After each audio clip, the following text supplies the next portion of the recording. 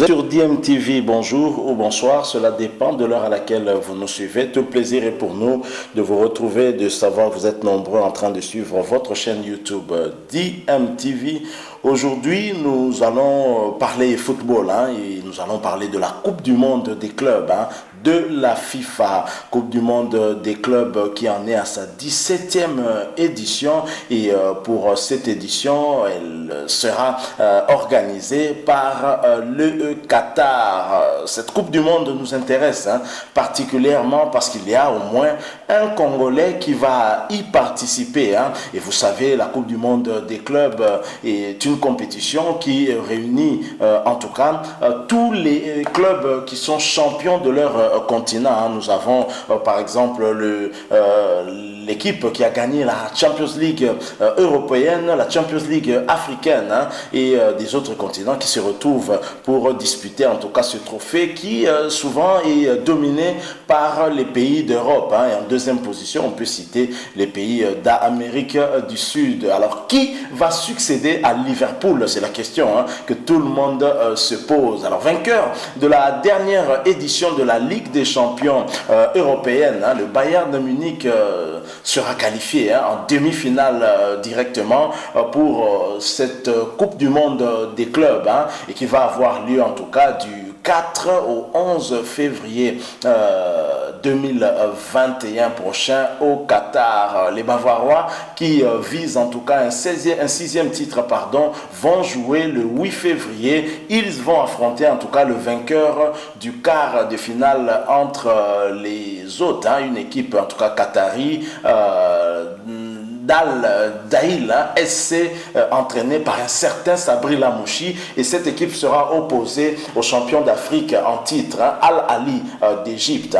Et bien sûr, dans l'autre moitié du tableau, on aura les Tigres, champions du Mexique, et qui ont remporté la Champions League. On va parler de la zone CONCACAF. Ils sont champions de ce côté-là. Et ce club est entraîné par un Français aussi, c'est André-Pierre Gignac. Ces derniers vont affronter en quart de finale le vainqueur de la Ligue des champions d'Asie, le club sud-coréen d'Ulsan Hyundai. Et l'équipe qui sera qualifiée va jouer la deuxième demi-finale contre le vainqueur de la Copa Libertadores, dont la finale opposera le 30 janvier 2021 prochain deux clubs brésiliens. Il s'agit bien de Santos et de Palmeiras. Il faut dire aussi que la pandémie de Covid-19 a contraint l'équipe d'Auckland en Nouvelle-Zélande, qui devait représenter l'Océanie, à renoncer au déplacement en raison de l'obligation de quarantaine à laquelle elle aurait dû se soumettre dès son retour au pays. Donc voilà comment les choses vont se présenter. Nous allons assister d'abord à cette rencontre qui va opposer pour les quarts des finales l'équipe qatari de Al-Daïl SC à Al-Ali d'Égypte. Et le vainqueur va aller tout de suite en demi-finale pour s'opposer au Bayern, ou défier le Bayern Munich, club de la Bundesliga et qui est champion en titre de la Champions League européenne. L'autre demi-finale, je l'ai dit, Tigre du Mexique va être aux prises à Ulsan Hyundai FC de la Corée du Sud. Et le vainqueur de ce match-là va s'opposer au champion, en tout cas, de la Copa Libertadores, qui opposera en tout cas deux clubs brésiliens, Santos et Palmeiras.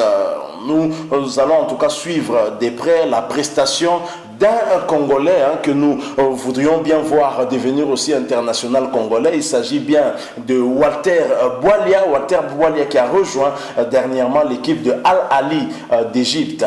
Et Walter Boualia certainement qui est titulaire dans cette équipe d'Al-Ali en pointe. C'est l'attaquant de pointe de Al-Ali qui a d'ailleurs joué le dernier match en championnat avec son club d'Al-Ali. Il était titularisé, malheureusement il n'a pas inscrit de but et son équipe a gagné par 3-2 alors qu'elle était menée 2-0 à la mi-temps. Alors, il faut noter également que cette confrontation des quarts de finale en Coupe du Monde des clubs qui va opposer le club qatari d'Al Daïl SC à Al Ali d'Égypte. Dans ce club, on retrouve un ancien de la Jupiler Pro League, le championnat belge de première division. Il s'agit bien d'Edmilson Junior, ancien joueur du Standard de Liège. Standard de Liège où évoluent actuellement deux Congolais, anciens du tout-puissant Mazembe, Merveille Bopé et Jackson Mouleka. Et Edmilson Junior n'est autre que le fils d'un ancien joueur également qui a évolué dans les années 90 en Belgique, ensemble tené avec Dani Ngombo et Roger Lukaku au niveau de terrain en Belgique. Et Roger Lukaku, ce n'est autre que le père de Romelu Lukaku qui fait en tout cas en ce moment la joie et le bonheur de l'Inter de Milan. Nous sommes là en Italie, dans le Calcio. Edmilson Junior, de son nom complet, Edmilson Junior Paulo da Silva, est un footballeur belgo-brésilien né un certain 19 août 1994 à Liège en Belgique. Il évolue au poste de milieu de terrain à Al Daïl SC au niveau du Qatar. Ce dernier va être opposé en tout cas à un Congolais, Boalia Walter, qui a rejoint Al Ali il n'y a pas très longtemps. Et Boalia Walter, de son nom complet aussi, Boalia Binene Walter, c'est un attaquant de pointe qui est du haut de ses 1,80 m pèse sur les défenses adverses. Ce n'est pas pour rien que Al Ali l'a recruté pour renforcer en tout cas sa ligne offensive. On va le voir, mais non seulement en Coupe du Monde des clubs, il faut également dire que le tirage de la Champions League africaine a fait que Al Ali va retrouver un club congolais. Il s'agit bien de l'ASV Club.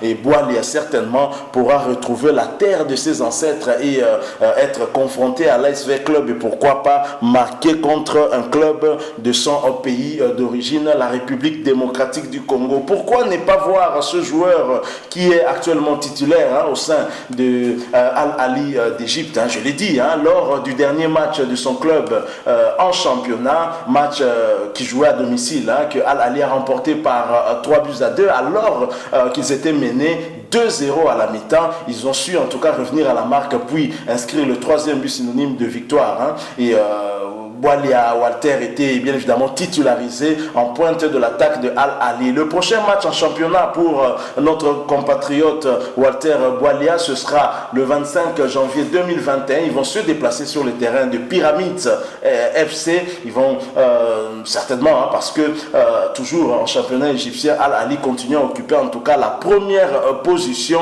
au terme de 8 journées, 20 points, 6 matchs gagnés, 0 match perdu et 2 matchs nuls. 19 buts marqués contre 4 buts encaissés. Et cette saison, en tout cas, Al Ali fait aussi très fort. Pas beaucoup de buts encaissés. La défense tient le coup.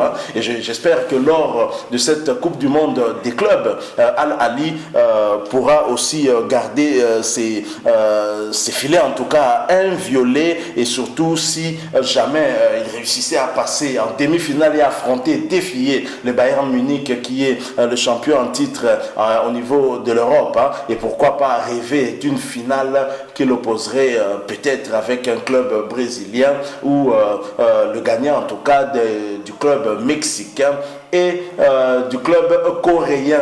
On va voir tout ça bien évidemment après.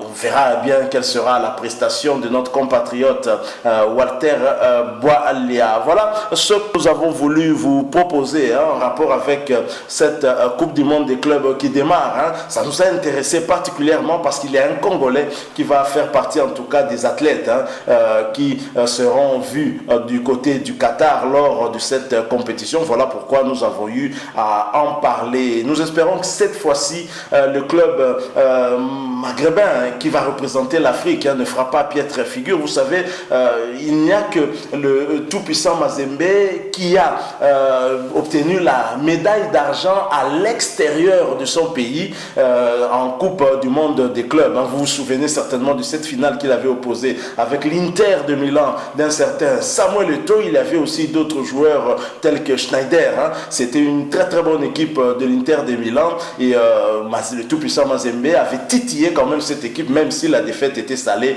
3-0. Deuxième club africain à atteindre ce niveau, c'est le Raja de Casablanca avec également il y avait aussi un Congolais dans cette équipe, mais à la différence que Raja de Casablanca était deuxième de cette compétition à domicile au Maroc, puisque la Coupe du Monde des clubs était organisée par le Maroc et un compatriote congolais Deo Kandancien, un club Motema Pembe du tout-puissant Mazembe, a obtenu aussi sa médaille d'argent avec ce club. Mais le tout-puissant Mazembe est le seul club africain à avoir eu cette médaille d'argent en dehors, en tout cas de son pays et même en dehors du continent. Félicitations encore une fois de plus au tout-puissant Mazembe. Donc les Congolais ont toujours quand même été remarqués au cours de cette compétition. Nous espérons qu'il en sera de même pour Walter Boilia, l'avant-centre de Al Ali d'Égypte.